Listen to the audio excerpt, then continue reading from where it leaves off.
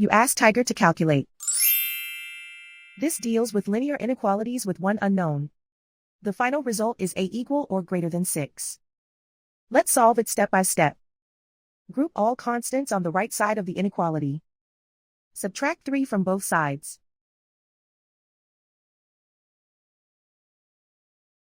Simplify the arithmetic.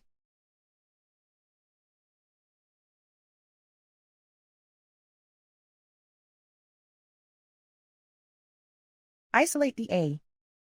Divide both sides by 2.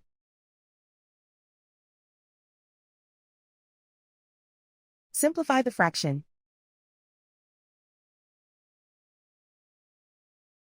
Find the greatest common factor of the numerator and denominator.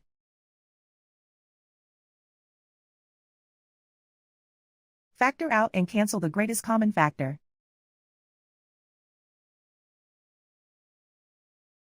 Plot the solution on a coordinate grid.